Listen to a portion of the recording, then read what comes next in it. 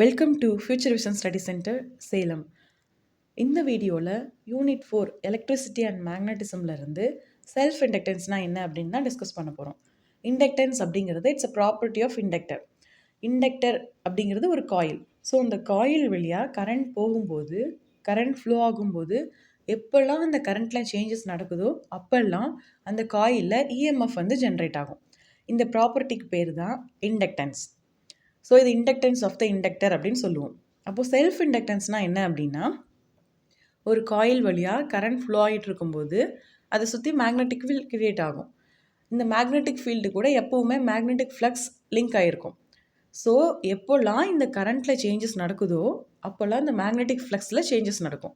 அப்படி magnetic ஃப்ளக்ஸில் changes நடக்கும்போது EMF generate ஆகும்.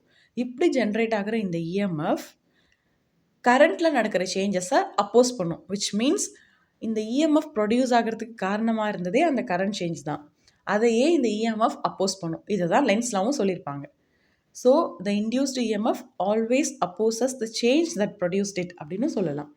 ஸோ இந்த மாதிரி ஒரு காயில் வழியாக போகிற கரண்ட்டில் சேஞ்சஸ் நடக்கும்போது அந்த காயில்லையே இஎம்எஃப் ஜென்ரேட் ஆனால் அதுக்கு பேர் செல்ஃப் இண்டக்டன்ஸ். இதனுடைய யூனிட் என்ன அப்படின்னா ஹென்ரி.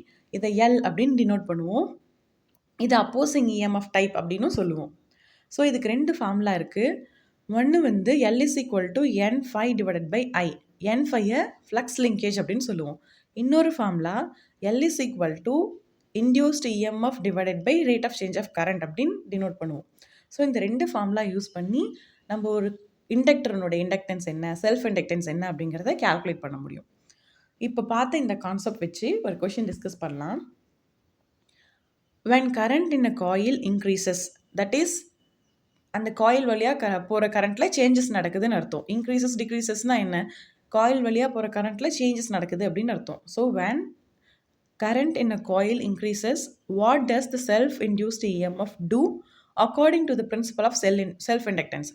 ஸோ self-inductance principle படி செல்ஃப்-இன்டியூஸ்டு இஎம்எஃப்க்கு என்ன நடக்கும், காயிலில் வழியாக போகிற கரண்ட்டில் சேஞ்சஸ் நடக்கும் பொழுது, இன்க்ரீஸ் ஆகும் பொழுதுன்னு கேட்குறாங்க.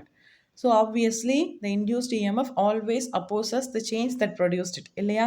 So it will be moving in the opposite direction. It will be acting the opposite direction சொல்லலாம். So option C is a correct answer.